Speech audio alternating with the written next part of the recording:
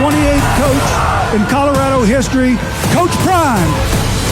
I'm called to be here to transform these boys into men. Call it the Floyd Mayweather effect. Whether you love them or hate them, you're gonna watch. How many of you drive a Tesla because of Elon Musk? Raise your hand.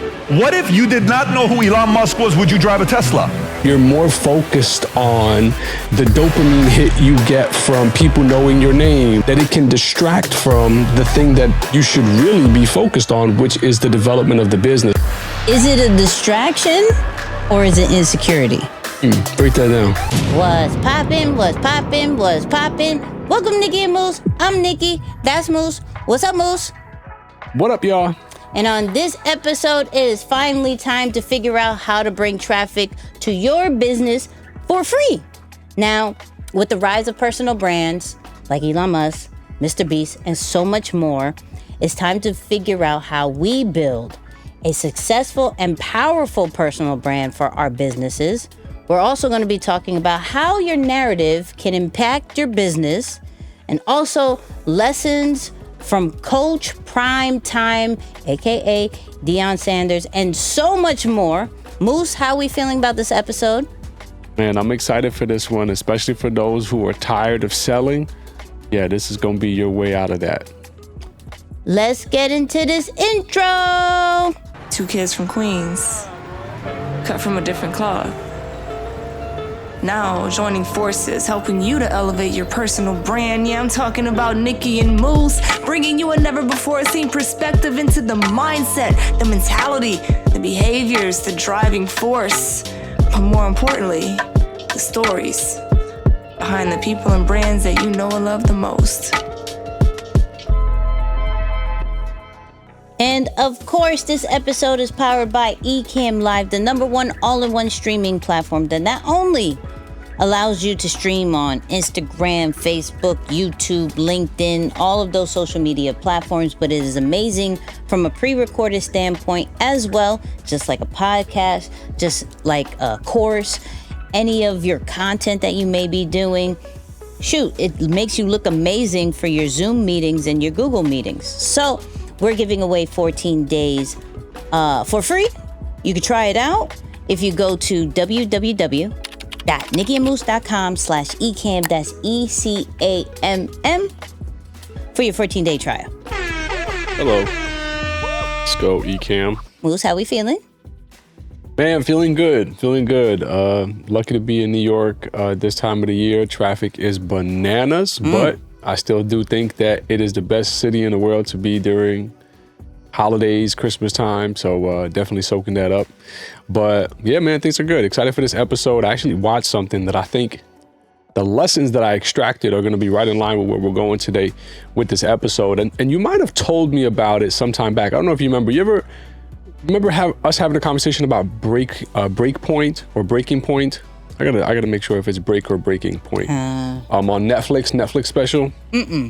Nope. Okay, so it's essentially a multi-episode season. I think it's 2 seasons. Yeah, 2 seasons. The next season's coming out January 10th, but it's following the behind the scenes of different tennis stars as they go on to, compete at some of the largest tournaments, more specifically the Wimbledon.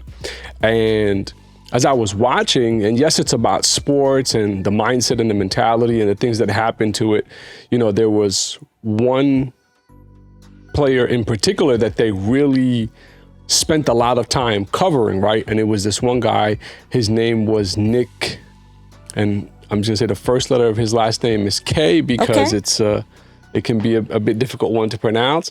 But it was super interesting. He was one of those people that you either love or you hate. There's no in between, right? His personality is very forward, and he's gonna let you know what he's feeling. But in one of the matches in particular, they're showing how he is doing things to really tick off the person he's facing, right? The opponent that he's competing against. So little things like putting the towel on his area instead of his own, and they continue to build up the story. But at the end of the day, when you begin to see what was the effect of the whole dilemma? It's nothing but storytelling positioned a certain way to make a villain out of someone who enjoys that spotlight or enjoys that position. And I'm looking at it, I'm like, man, it's crazy. I grew up in sports. Obviously, I loved baseball myself, played baseball through college and all that. So I understand the world of sports, but I never thought that concept or positioning a person or a team, even for that matter, as good guy and bad guy to still develop that story. I know it's more common in boxing, but it was really interesting for me to see it in the world of tennis because that's exactly what happened there. And so his brand literally started to develop as, this is the villain. This is someone who should be banned from tennis. You know, he's all types of crazy things. He got a lot of like hate messages and all that. And so I'm just literally watching this and I'm like, man, that's crazy. Over a game, you can see how powerful storytelling is, because when crafted and done correctly, you get so much more people to become interested in what you're doing. Now, the cool thing is, and we saw this, I guess we could call it the Floyd Mayweather effect, whether you love him or hate him, you're gonna watch. Mm-hmm. And when that effect is in place, of course, it is beneficial to them. And that's exactly what was happening. You know, as he continued to rise and people want to see him lose, that's just more people that were tapped in to watch, you know, and see what was going on. So yeah, that's what I really, you know, took away from that one. It was cool to see behind the scenes, but I'm just like, man, the storytelling, and if you don't control your narrative or you're not intentional about that, someone is going to do that on your behalf. And sometimes you may not necessarily have much to say about what side you get to be on. So yeah, be intentional with how you position your stories, folks, because it's definitely something that is going to capture people's interest nonetheless. So might as well use it to your advantage. Thanks. Storytelling is so important. And I love how they made the storytelling of tennis interesting, because yeah, for real. To me, it's not, I may get crucified. I mean, not for many, Liz. I don't find tennis all the way. I'm going like this half the time for audio people. I'm going left and right with my head. And I don't know. I don't get it. But that's just me. And granted, I wouldn't mind seeing it in person. I'll have whiplash, but you know, I wouldn't mind seeing it in person one day. We'll see. You know, the U.S. Open's a big deal here out in Queens too. Oh, so that's what drew my attention to it. So it was like, oh yeah, I know Arthur Ashe Stadium right here. Okay, cool, yeah. And then that's exactly what I thought too. So going to a U.S. Open must be cool. Yeah, that's one. Let's see if I put it on the bucket list. I don't know yet. I don't know if it's that serious. If I would, but I wouldn't mind. Right now, it's like I wouldn't mind, but I would if I never did. It's like it's okay. Mm-hmm. So, but we'll see. Once it's on the bucket list, it's like, okay, I gotta go. You know what I mean? Uh-huh. Eventually, I gotta go. Yep. So, yeah, check that one out. For me, you're probably hearing this after Christmas. So those who celebrated Christmas, Merry Christmas, people. Hopefully you got everything you wanted, or to have a real conversation. It wasn't too hard on you, because holidays can be a good thing and a bad thing for some. So hopefully it was at least peaceful. Let's just say that. Hopefully your holidays were peaceful. For me, I binged on Coach Prime season 2, right? And I think I've held off on talking about Dion because I wanted to get more information. Like, I would always see the clips. I saw what happened, but like I wanted to get way more information. And I love what he is doing to a team that had such a losing mindset, right? So if y'all haven't seen it, it's on Amazon Prime, right? He had season 1 when he was in, I think, was it Florida, I believe, or whatever his last team is. Not important now because Jackson. Now he's in Colorado, right? So first thing that popped in my head as far as this docuseries is, one is, what is the transformation that you're offering? And it's super important. So yes, of course, he had influence, right? Deion Sanders has beyond influence. He has the accolades, and we'll get into that later.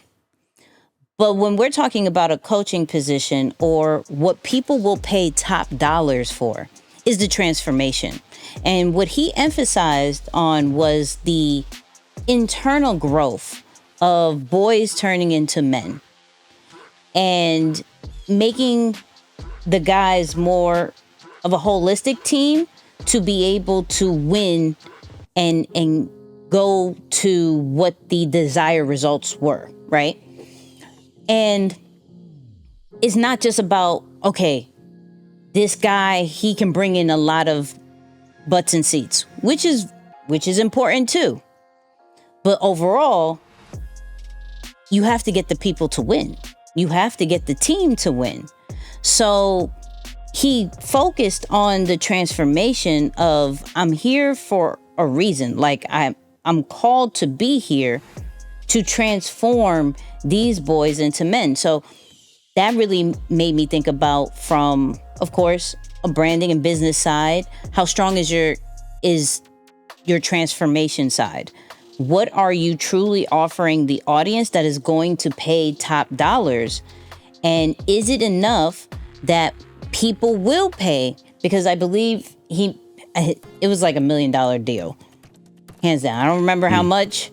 I know how much the effect was as far as the attention was getting, but I don't remember as far as his actual deal. But my man is paid, okay? Man is paid. Now, of course, we got to talk about the influence and the importance of having influence to get these top dollars, right? But there's also another reason to have influence in this situation, and that is to attract the interest of other recruits. To say that you have prime time as a coach is going to attract top players that may have considered other schools, other places to go, but now that prime time is over here, oh, hold on. Let me commit to this school. Let me commit over here, right? So he leaned in to not only the influence side, but the social media side, where majority of colleges and football teams or sports teams in general would just show the highlights, where he took a different approach. And with the help of one of his sons, who literally runs the whole content and media side, where he was like, yo, we're going to focus on the culture. We're going to focus on the behind the scenes. Yes, we're going to show the highlights. Yes, we're going to show that part. But people are nosy to find out what's happening inside of this team's locker room. What are they doing off the field? What is the coach doing? What is he not doing? And he took true advantage of that. One, of course, to bring people interested in a team that wasn't interesting before, but also to highlight the culture for an instant recruiting machine. So it's two sides to it. It brings brand awareness to the team, to bring in revenue from a ticket sales, because season tickets were pretty much sold out, but also from a recruiting side. So he really leaned on his influence and the social media situation, which was really, I found really interesting. And one thing, the last thing I'll talk about, so I don't really ruin it for you guys, is we got to talk about the sunglasses, right? So timing is everything. Timing is everything. So Primetime is known for his glasses, right? Now, he had already had kind of a sunglass deal with, I think it's called Benders, but he already had a sunglass deal with a company. Now, the timing of when it came out was amazing. So he was going to face this team. I think it's actually Colorado State, right? And the coach pretty much made fun of him, said like, yo, if I'm talking to an adult, I was raised to take off my hat and my glasses. And they made it a big deal. Like, Primetime was saying, yo, you talking about my mom, yo, and talked about it in the locker room, gave all his the team players the sunglasses that he was going to come out with. On the day of that particular game, everybody was rocking the sunglasses, and on that particular day, it made $1.2 million in sales. Just because of taking advantage of, it couldn't be, it was just super perfect because no one planned for that coach to say that. But since you said that, you know what? I'm put this on. This is when we're actually going to release it. It's great. And so taking advantage, because, you know, we think about college football, we don't instantly thinking about monetizing, you know. Now with the NIL deals, now that the conversations are coming out more, but he literally created a product off of some drama, off of tension, off of a rival. And so to see that and to see how important timing is to create success for your product launch was super, super fire. So if you have not seen that, go check out Coach Prime Season 2. It was really, really good. But those are the 3 things that popped out for me. Yeah.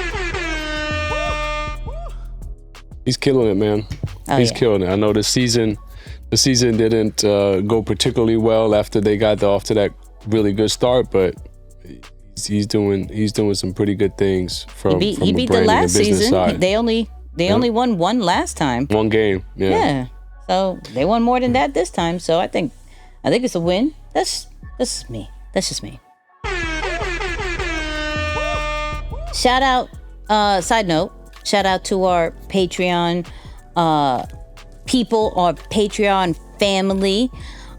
People like Katrina, Brittany, Teresa, Billy, and Shane. Shout out to y'all. If you didn't know, we have Patreon. That's where our after show and exclusive content is housed. Just go to patreon.com/Nicky and Moose to do that. But let's get into the creator of the week. And I'm gonna let Moose introduce. Yeah, man. So I was, and I've been saying this a few times now, actually, that TikTok is low key becoming one of my favorite social media platforms. But I was just, going through some content over there, and I came across this person's content, who is really just focused on not just talking and telling people that they should go out and live their dreams or find ways to go after their goals, but he's literally out helping them to do that. Like his content is centered around, hey, let me go out, have these conversations with people and do something that helps them to take a step in that direction on the spot. Right. So I don't know if you have one of his videos queued up here, but this gentleman is Simon Squib. I hope I'm saying his last name right.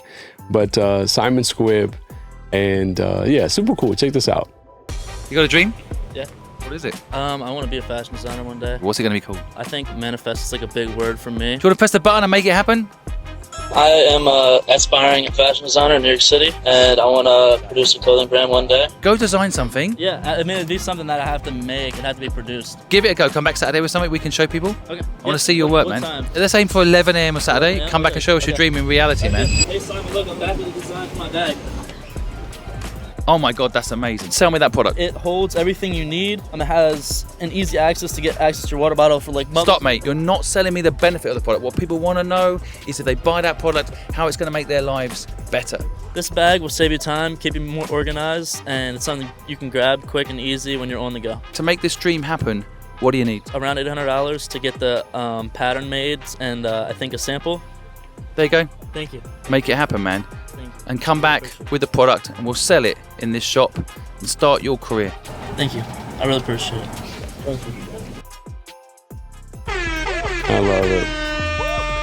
I love it. I love it. It's just a totally different swag. I came across, I was like, yo, this is different. Someone who's out engaging with people, and it's live accountability, right? Hey, come back and let's do this.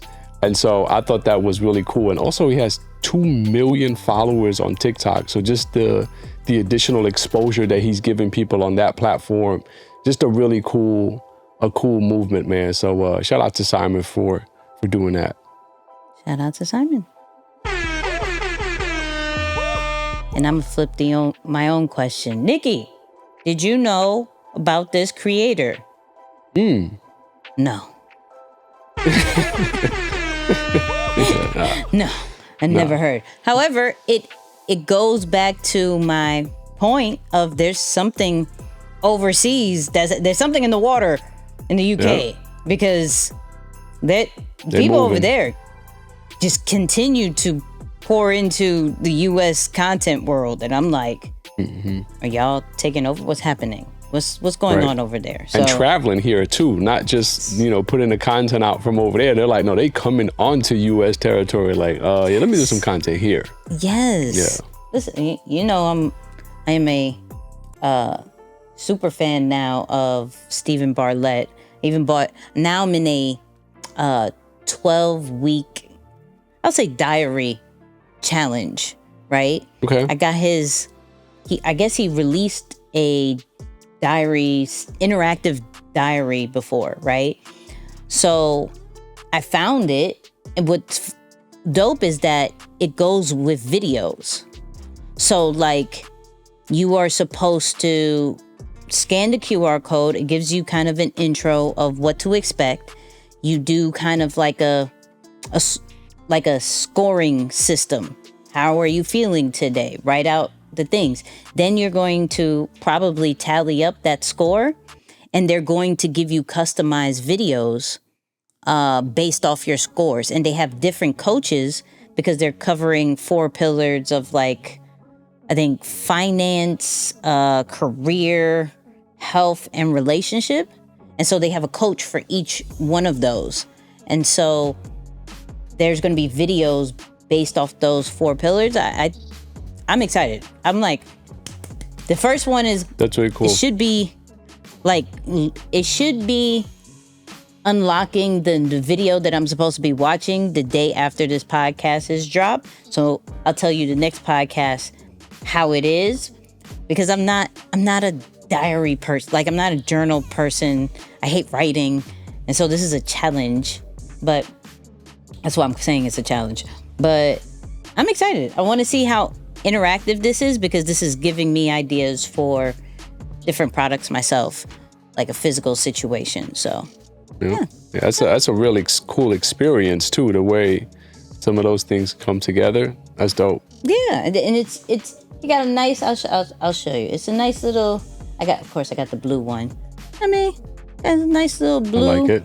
And they got so it's like, how do you feel? And literally that's just it. It has like a saying or a picture.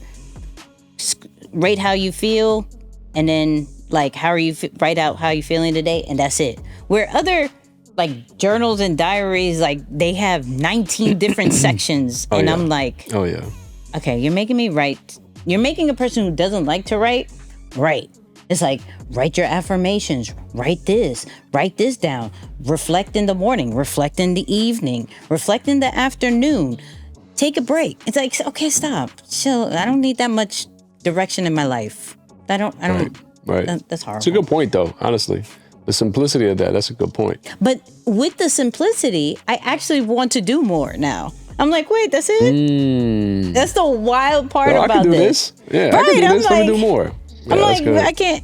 I don't, there's nothing more to this? Oh. So, I don't know. I need a happy medium. I don't know. But we'll see what happens. But let's get into the meat and potato of this episode. Now, I got a question. For everybody. What does Elon Musk, Mr. Beast, Zuck, because I can't say his full name, but Mark Zuck, you feel me? And Wall Street Trapper have in common? Let me know. I'll give you a minute to think about it. Not really, because that'll take too long. But they all have successful businesses because of their personal brands. Like, personal brands have become like a must-have in today's digital world for people to connect with people. So instead of putting major marketing dollars to your business brand, CEOs, top execs are creating personal brands to get that same amount of traffic organically. And so we're seeing this more and more, and we have to talk about it. Going into the new year, I'm saying, have we really broken down why having a personal brand is so important when it comes to your business? Not just because of the followers, not because of just the influence or anything like that. It is almost essential for your business now. But you don't have to believe in me. Let's set the foundation. We got some clips to kind of back up what we're saying. So here's the first one. One day, Gabby Bernstein walked into our office and she wanted us to make a website for her. And then once I did, Mark Randolph, the co-founder of Netflix, hired us to build his personal brand. And all of a sudden it's like Kevin O'Leary is starting a YouTube channel. Something is going on here. Why are these billionaires who can retire and never have to work again, why are they starting YouTube channels? Why are they writing books? Why are they building their personal brands, right? What I started realizing is the game is changing right now. Influence is the new oil. Influence is where the money is. You've already gained the respect from the people, right? If you have influence like Mr. Beast can start a new company every day and every single one of them will have customers right away. That's the power of a personal brand. So when I realized this, I'm like, I need to build a personal brand. And another video just like this. Elon Musk leaves Tesla. Do you buy more Tesla stock the next day? Why not? How many of you drive a Tesla because of Elon Musk? Raise your hand. What if you did not know who Elon Musk was? Would you drive a Tesla? This just validated my point. Pay attention to your personal brand. You will never once see me say, I run an insurance company, apply here to be an agent with us. Not one video will you ever find. I kept the two brands separate. But what people in the industry started saying is, Pat, you running insurance? Yeah. Man, I want to be part of insurance. Boom. My brand elevated, the insurance company followed. And then eventually the brand gets bigger than you. That's the goal of where you want to be with your company, because that's where the valuation goes up. Now, my question to Moose, the business guy, right? How important is it to grow a personal brand going into the new year? Have you seen a big shift? Or are you like, nah, the business brand still gotta be first, and then, we'll put some energy to the rest? Yeah. No, I've seen a tremendous shift because my energy has shifted. Just speaking on my own experience, I was against social media for quite a bit, and it was a very strong resistance. And then after a while, you can't ignore the fact of the result, or just what is obviously working for so many people, right? I mean, from one aspect of it, and I think let me just talk to the people who are like me for a moment, who are like, nah, man, I'm not trying to be an influencer. I'm not out here trying to do dances and all this stuff, right? Because I think there's one side of it. You see a rise in what you might call entrepreneurs on social media, right? You're seeing a huge increase of those types of personalities online. And so you might begin to think, well, that area is saturated, or I simply don't want to do what everyone else is doing, which, by the way, is my natural reaction to anything, right? I may be doing something for a long time. I start to see everyone else do it. I'm like, no, I'm not interested.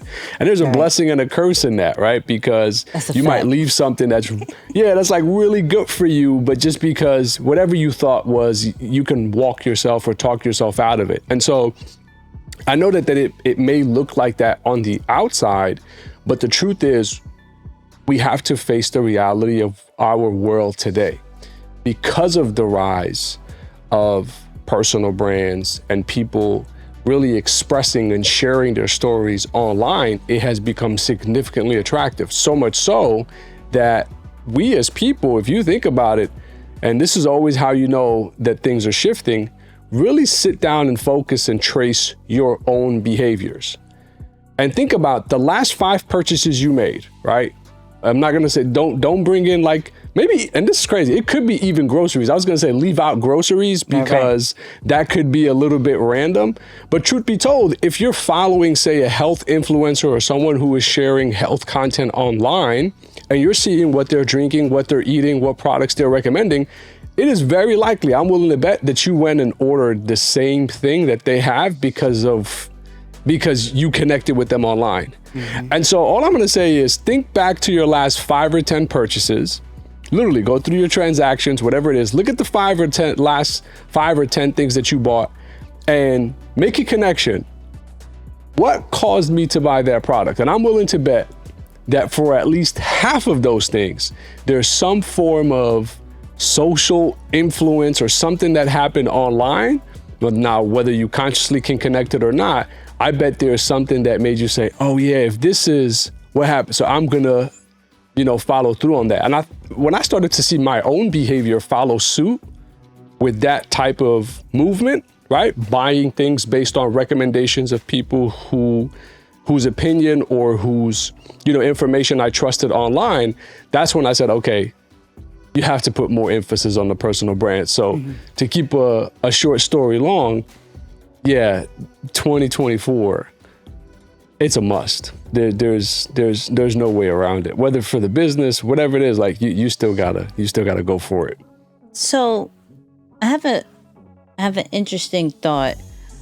Even though I'm super pro personal brand, that's all there, right? And I think may not do a question of the week because this is a very good question in itself.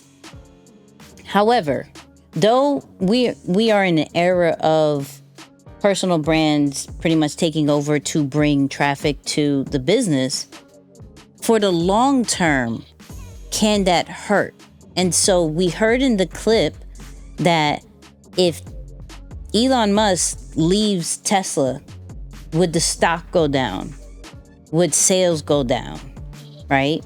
And the answer is probably going to be yes. Now, if he left absolutely Twitter or X, I think it would go back up. But that's just my opinion. Yeah, I don't want to be crucified. But understanding that, like, okay, we have this influential figure who is killing the game, who has all eyes on them, and then something happens to them. So what does that mean for the business?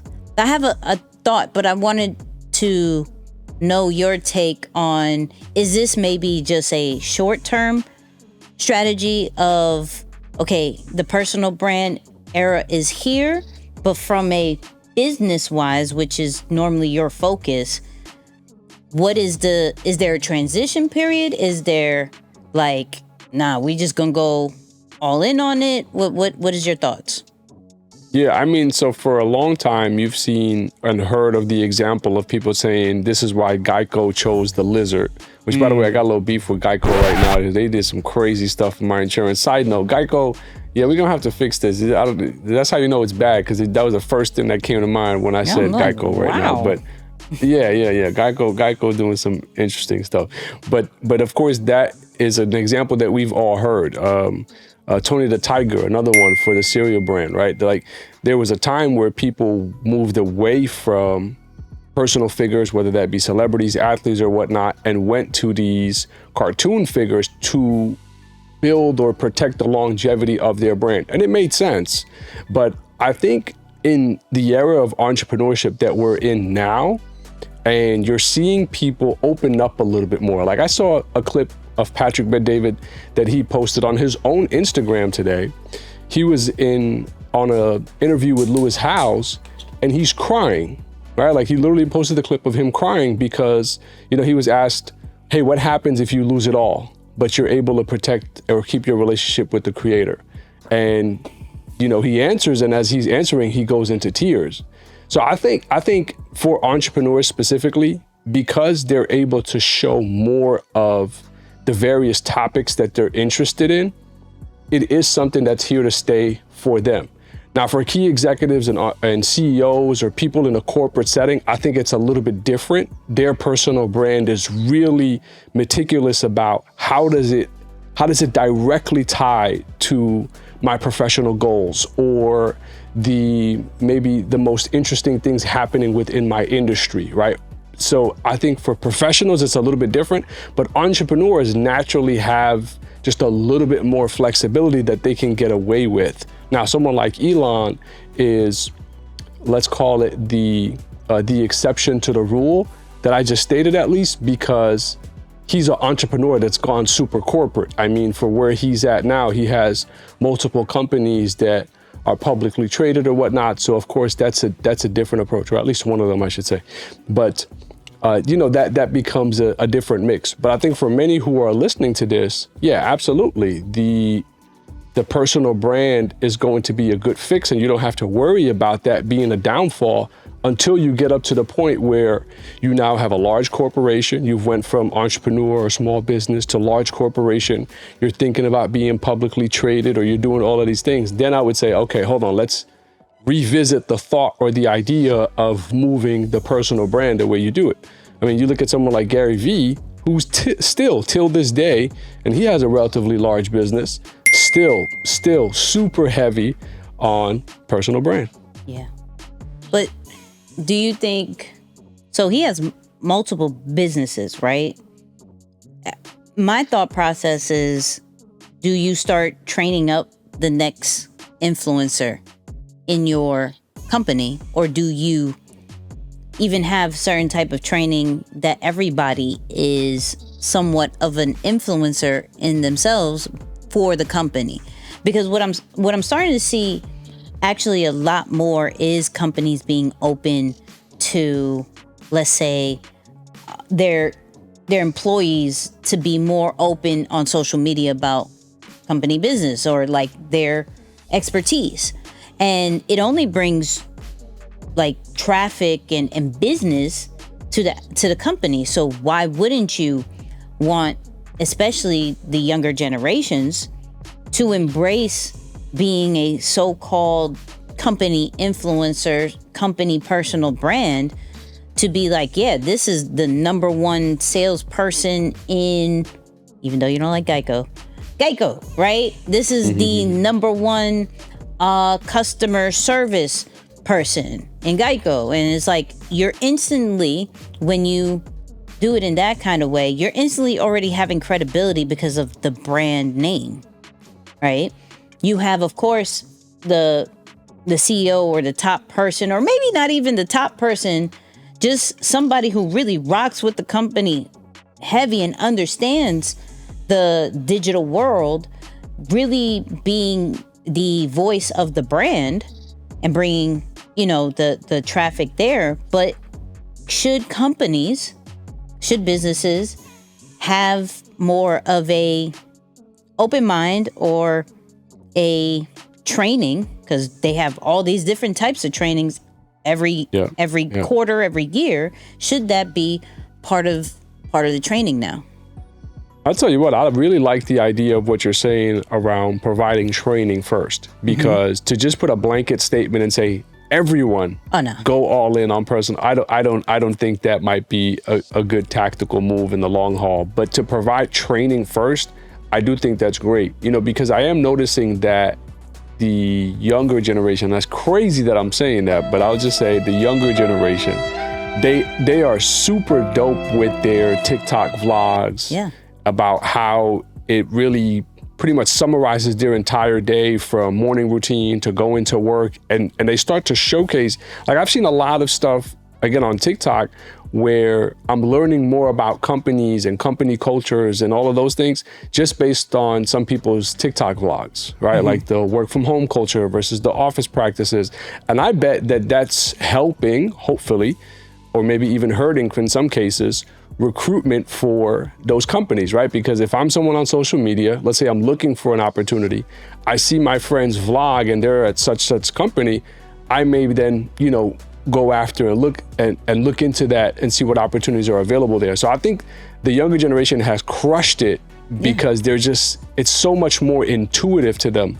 But I do like the fact that you're saying, hey, let's provide training to help people do more of that. Because if you can be strategic with it and it's authentic to the user or the team members who are doing it, I do see value from there, because it's shifting a little bit now. There was a huge hiccup for companies or businesses trying to bring talent, onto their teams. Like finding good quality talent has been a struggle. It's getting a little better now, but for a while, especially after COVID, with all that money that was pumped into the economy, it was difficult to get quality members. So I think, those almost unorthodox ways of recruiting and educating people about the company or the organization is pretty cool.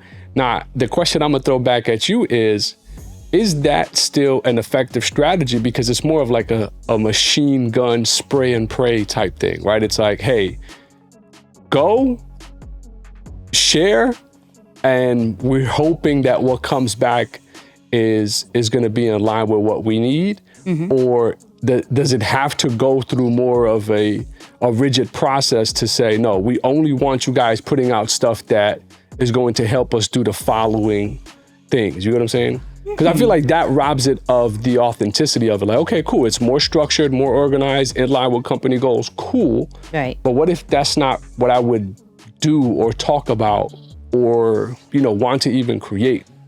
No, it still has to have that personal side of things, right?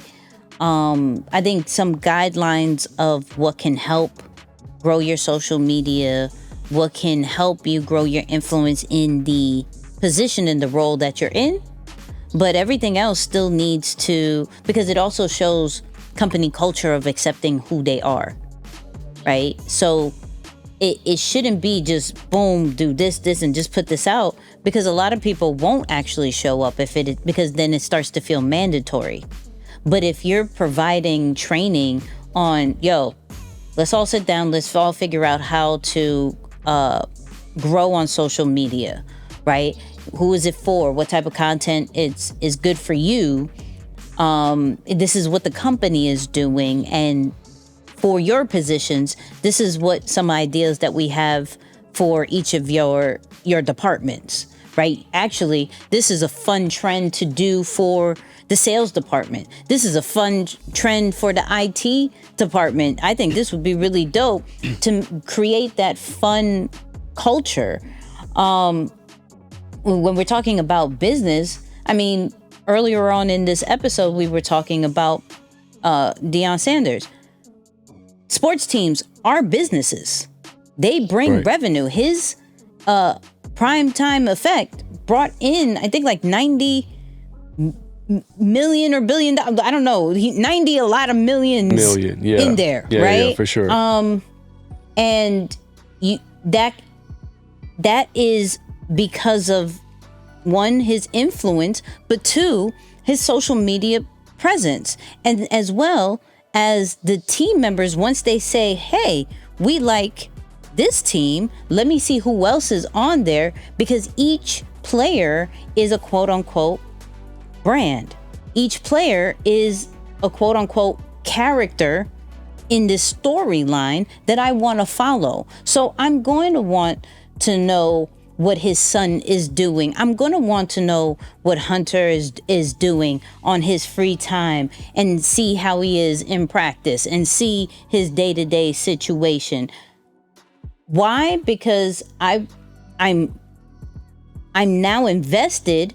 But if I was in that, once again, the recruiting section, if I was in that need of what team do I have goals to go to, AKA what company do I want to work with, I'm going to go with the one that I follow, right? So that's what I'm saying. Like, we're seeing it with sports teams when it comes to primetime and other ones. We're seeing it with the top personal brands like Elon Musk, like Mr. Beast. Now it's more of how do we embrace that and then set it up to where how do I say this? When the main person, when something happens to that main person, the company doesn't die with it. You know? It doesn't take a too major hit like that they can't bounce back from. Of course, if your main person, something happens, it will take a little hit. But I mean, we look at Steve Jobs and then Tim Cook, right? Same kind of scenario where, right, you know, no one could beat a Steve Jobs, right? No one. But it is carrying very well with a Tim Cook. And he's very similar swag too. Right. But what's cool about also what he's doing is when we look at those Apple keynotes, those events, it's not him just only presenting the whole time. He's now introducing other people on the team to introduce, hey, talk about this feature, talk about this particular product. And they may continue to come through with each event. I haven't really paid attention if it's the same people. But for the most part, that's putting that personal touch because they're saying it in a storyline that is different than the way Tim Cook does. Right? Is it Tim Cook? Yeah. That's yeah. Okay, I be saying things wrong. But that's what I'm looking at is like, how do we embrace from a business side? I'm looking, remember when we were talking about FaZe Clan, right? And how each individual had their own brands to then collectively come together to create FaZe Clan, which was evaluated in crazy amount of money. Yeah. Same situations, right? Still brings back to the company, to the business. But why don't more businesses lean more into that? Yeah. It comes to mind too. I sent you a clip from Jeff Bezos as, you know, we were sharing some notes back and forth about the episode. And I think that could be one of the reasons why it's not as adopted. So here's what I mean. Maybe a lot of companies out there who are approaching this dialogue around personal brands and saying, no, we don't want to dabble into it because if our business has to take a back seat to the personal brand, then we are failing at the development of our brand. Well, I like Jeff Bezos' attitude is, no, as long as our business is fulfilling the promise that we're making to our customers, we have a positive brand with our, you know, to the marketplace, not even just our customers, but to the marketplace as a whole. So my thought is, I think that could be one of the things, the thing of like, to address it openly, the kryptonite of influence is that it becomes a distraction. You're more focused on the dopamine hit you get from people knowing your name, the celebrity effect that comes with having a powerful personal brand, that it can distract from the thing that you should really be focused on, which is the development of the business. So I think that could be a measure of people saying, nah, let's not even let our people dabble into it because that could become a slippery slope. Okay. I think so. I see where you're going with it. You're touching a touchy subject. So let's have this conversation. Is it a distraction or is it insecurity? Break that down. Okay. So if you are telling your people, right, hey, grow your personal brand, right? Grow it. I want you to have it in your mind, you know, this is going to bring traffic to it. But then some really, really start to be successful, right? And you're like, hold on. Don't grow that big. Oh, hold on. Let's not come back. Is it a distraction, or is it like I still want to have control of, like, the main thing is the main thing? But in my head, I'm thinking the bigger that this person is, the better, because they understand the foundation and the core of it is still the company, is still the business. And so is that, because I've seen certain situations where it's like, hold on, hey buddy, you gonna have to roll out if this is your way. This is Right. Like, I see what you're doing, but it's not really, like, this is not how I envisioned it. So maybe for that, if you're saying it's a distraction, no, I don't even know how to make it not a distraction. I think it's only good things. Yeah. No, it just, you know, business, when you talk about business, just solid fundamental business, a big component of business is mitigating risk, right? It's about, we know we're going to have to take some level of risk to turn a profit. We do that, whether that is risk with our time, our money, our whatever. Everyone's involved in some level of risk to turn a profit in their business. Now, the flip side of that, there are some people who are just gun-ho. They're going to expose everything and say, I'm going all in. I want to go big. Cool. But a big part of business is also being able to mitigate risk and say, all right, I know this is what I signed up for, but what are the potential threats that can wipe away everything that I have on the line?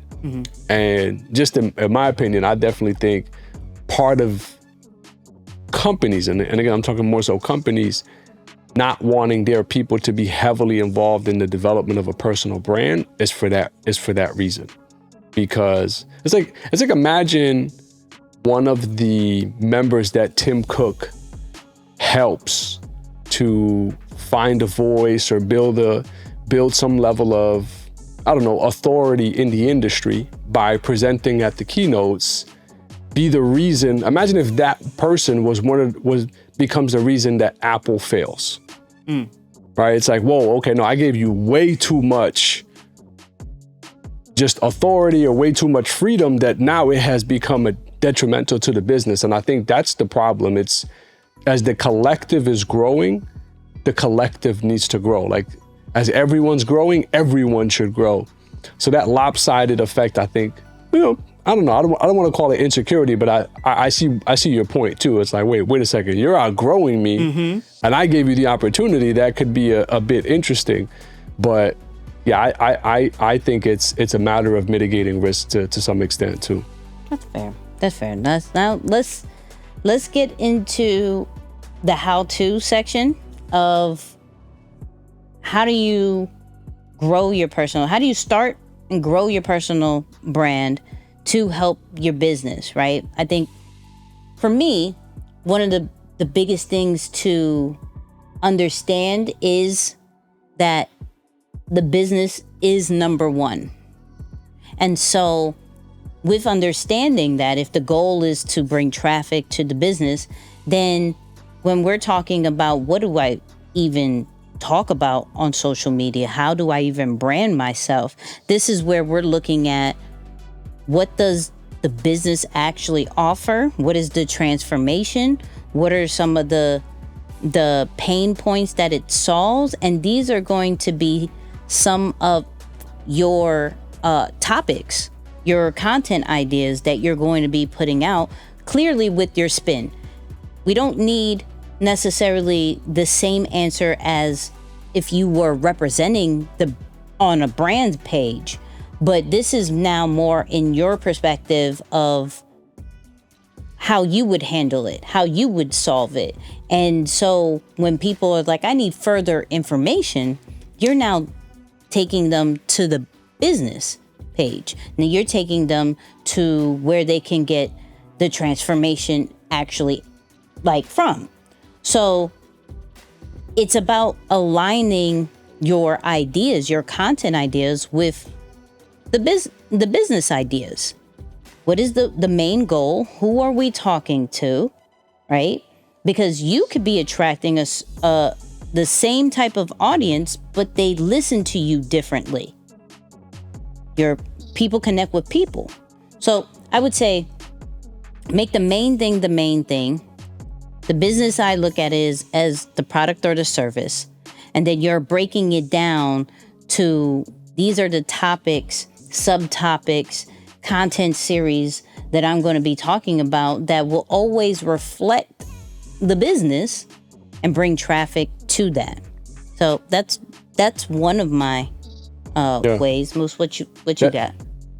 Well, that's really good. I was going to ask you, how direct should someone be? Like, do people need to be discreet? Because I've noticed some brands also take a relatively indirect, discreet approach to, and let me say it this way, personal brands will just want to show like, oh yeah, I like this. I'm just throwing it out there.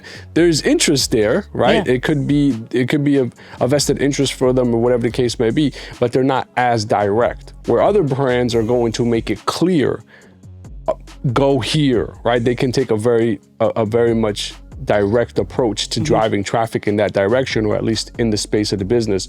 So I'm wondering, in your opinion, one better than the other? Does it matter based on personality? What would you say? I think both are needed. I think indirect and a direct approach to talk to your audience to bring traffic back to the business is needed. Sometimes we need to see you live the business and not tell me to go to the business. I need to see you working at it, like working on the business. We want to see behind the scenes and makes me understand and curious and a part of the journey. And that's not necessarily a direct way, right? For example, some people may have a clothing line and their indirect way is always making sure they wear the actual product as they're speaking about different things that are happening. That's an indirect way. Some are going to go and do a video that's like, I'm going to tell you everything about the business, right? And if you are interested to continue to work with us or wanting to work with us, go over here, right? There's going to be some direct situations, right? It's like how Gary Vee used to always say it, jab, jab, right hook. The right hook does need to be the direct way to get there. So, but it's a balance, and finding what exactly works with your audience. Because when I tell you we're in a era of we are tired of being sold to. Oh, 100%. It's there. So now it's like, how do I get more into the storytelling? How can I go more into the value? How can I give, and which is a situation for some business owners of, if I'm telling you everything about the business and what it does, what would make them want to buy from me? What would make them interested in the business? And I'm like, that's the exact reason why they would buy from you. The exact way. I heard something, and I can't remember the source, but they were saying that, and I think it was Hermosi that said something to the effect of, we're not remembering the source of the value as far as was it free or paid. We just remember the main source, which is who, right? So if I remember you're forever giving me everything that I may need, I'm going to buy certain things and not necessarily go, okay, I got this from the free or the paid, like I shouldn't have bought it's more of you've added so much value. You're just going to continue to add value. Here you go. I'm going to want to support you. So yeah, indirect, once again, long answer. Indirect and direct, a healthy balance to find out what your audience wants. Yeah, no, but let me tell you why I agree with that though, because especially when you say people are tired of being sold to, that's actually one of the key reasons that I also would say it's important for you to build a personal brand. Because if you don't have a personal brand, then you have to do more direct selling. Yeah. You don't have the choice but to do that. But a personal brand, you have a lot of different ways in which you can do so. You can simply talk about your experience with a particular product and or service. And again, like I said, because of that indirect approach, you can have a vested interest at that in the product or service that you're referring at a later time, or even at the time in which you're making that referral, but it's received in a different light because you're not going and say cold DMing somebody saying, hey, why don't you sign up for my video editing services? Which I get those DMs all the time now. It's like, hey, I saw your podcast or I saw this. Let me send you. And it's like, I don't even know you, right? Yeah, I have no idea who you are. There's no relationship intact, but the beauty of a personal brand, you start to feel like you know the person who's building the brand out. And as a result of that, you may not be having one-on-one conversations, but those referrals or recommendations are taken a lot more serious and they're trusted. So it helps from a sales standpoint significantly. The other way, and I love how you tied back to identifying, call it the business objectives, and then figuring out what are the content pillars that you can just really work on to satisfy each of those areas. But I also think the big thing is documenting behind the scenes. You know, there's a few people who I've seen do this and I really like it. I want to push myself. I haven't spent too much time, which is crazy to think about, with all the planning I've done. I feel like I've neglected my social media or my branding for 2024, so I probably have to dedicate some time to really think about that. But as I'm saying it now, I'm saying, man, documenting the behind the scenes, the journey of the development process is another great way to gain attraction or be attractive for consumers in the marketplace to want to be associated with the business that you're building. So there is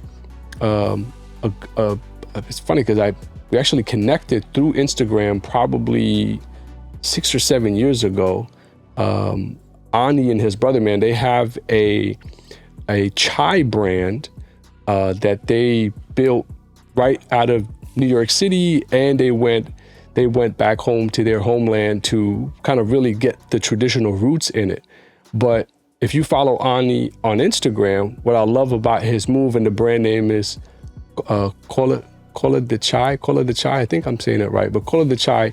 But if you follow Ani on Instagram, Ani is just constantly showing the behind the scenes. That's all you're seeing. Like, but he's showing you him building. He's showing you him in meetings, him meeting with investors, him preparing the warehouse, him commuting to and from meetings or going to different places, him in conversations with the team. And so when I see it, I'm like, I'm attracted to the brand because I'm an entrepreneur and I know what kind of work and commitment it takes. And I see him doing it, like honestly, truly doing it. And so it becomes more attractive, or you're more likely to say, okay, I'm interested in the product or service just as a byproduct of the honest work that's going into it. So I think some people really like the inside look as well. You know, that behind the scenes approach is another way to accelerate the business growth.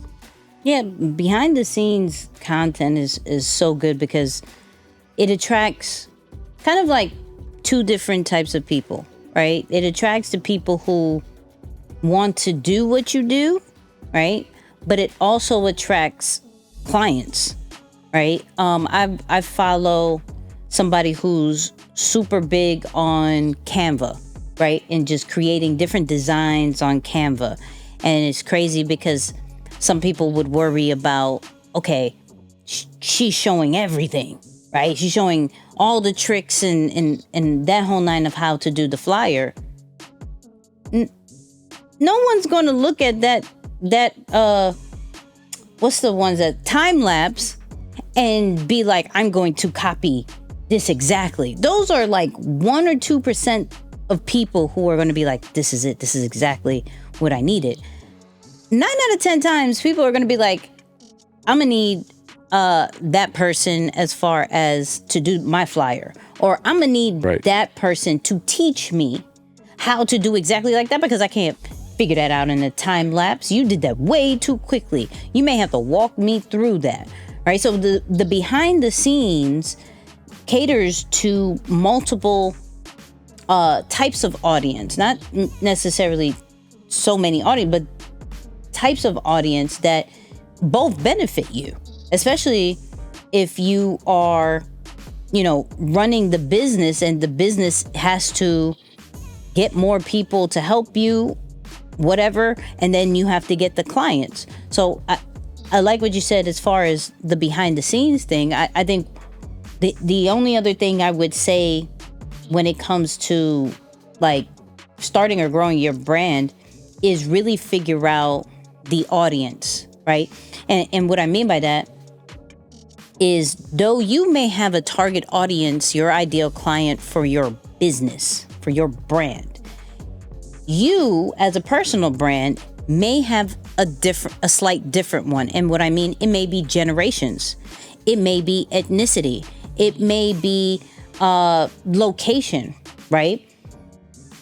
You are allowed to talk to a whole different audience. It's kind of maybe the same criteria as far as maybe how much do they make? Are they married, single, that whole nine?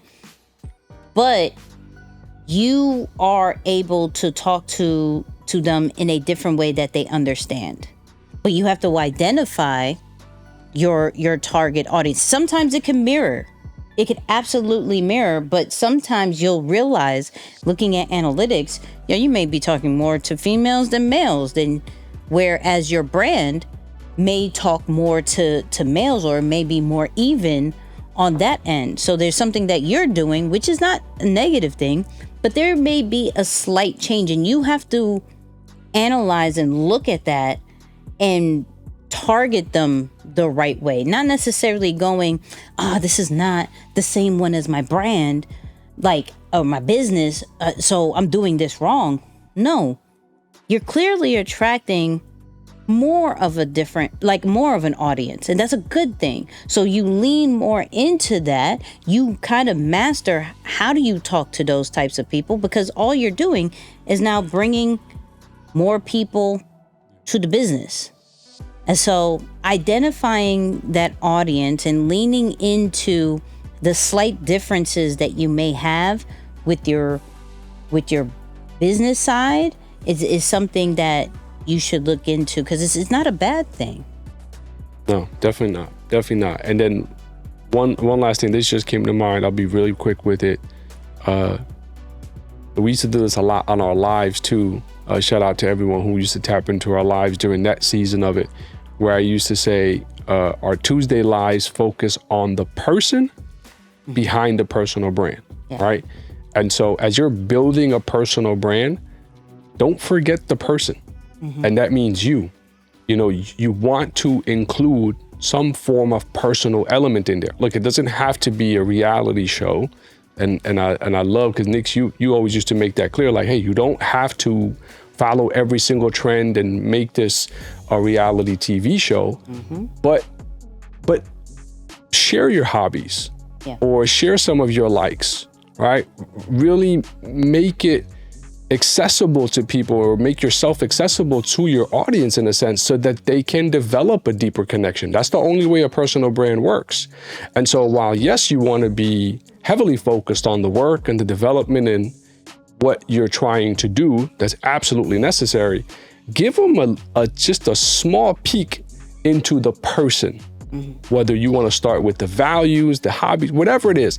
But I think every person should also leave just a little bit of space, whether that's 10%, 20%, whatever is comfortable for you, to say, all right, I'm going to use this as a connection gate so that my audience can get to know me.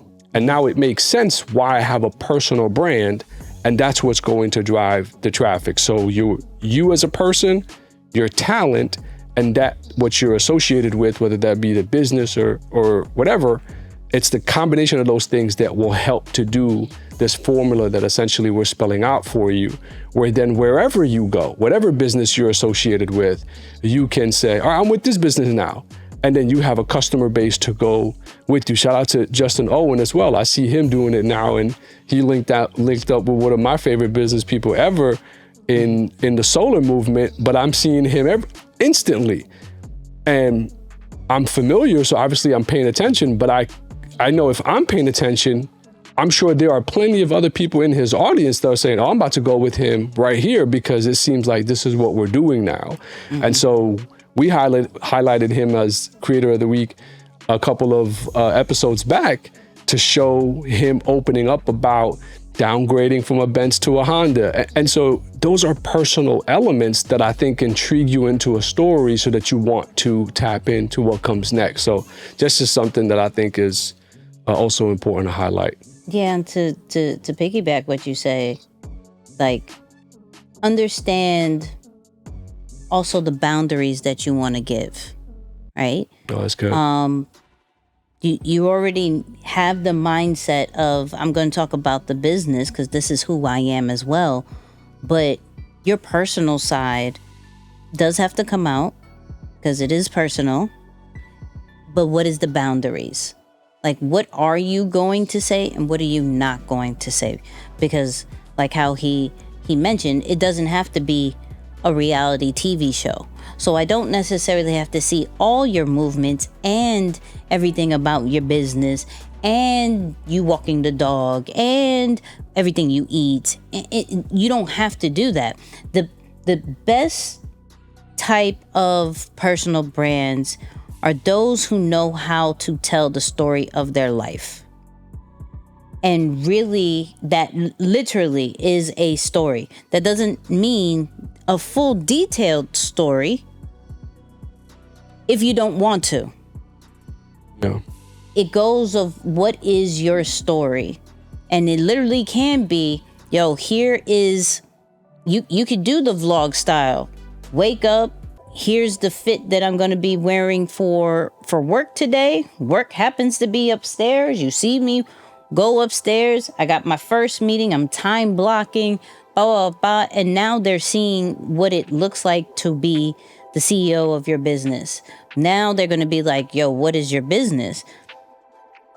You want people to ask those questions inside of your story. Like, oh, I didn't know you were part of this. What is that? What is that particular thing? Even from, yo, I didn't even know you drink coffee. What type of coffee is that? You're building influence based off your storytelling.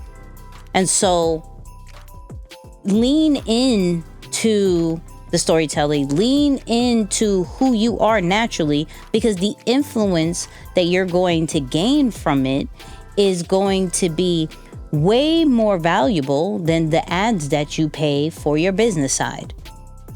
Because if you say, hey, I've been working on this particular hoodie for a minute, showing the different outlines, showing the different samples, boom, boom, finally getting my first customer, packing it up, yo, order one, going to the post office right now, people are going to want to be a part of that and want to be order number 2, order number 3, order number 4, because they saw the whole process of dropping the merch, getting frustrated that there's no orders, and now there finally is orders. That's your real life. And that still shows the personal side instead of the how do you want to say this? The pressure of perfect and only showing the good side and the highlight reels from a business branding side. Because the business branding side, you rarely see the mess ups. You rarely see the journey. You rarely see the struggles. But your personal side can show that. So show the understand your boundaries and be okay with telling the story. Man, so good. So good. Listen, people, there's no question of the week because I asked like 3 questions. I think we asked like 5 questions in there. We asked some questions. Yeah, we had some questions. This isn't that like here's this and goodbye. No. But even with that, still, please go to flightassessment.com. Okay. Even though we don't have question of the week, you still got to go to flightassessment.com. You still got to go to deeperthanthebrand.com. You still got to go and join the Patreon, regardless if there's a question of the week or not. I'm just saying, we have multiple questions of the week. Pick one. Let us know how you feel about all of them. How about that? But with that said, follow us on all social media platforms, Nicky and Moose. Hello. But Moose, final words. Man, I don't have nothing special today. I'm just gonna say, believe that this next year is gonna be your best year. That's it. You just gotta believe. I'm gonna keep it at that. If you do nothing else, if you've done no planning, which by the way, if you've ignored our planning recommendations, last week's breakdown, come on. We teed it up for you right there. So make sure you go check that out. But please go in with a plan and some belief.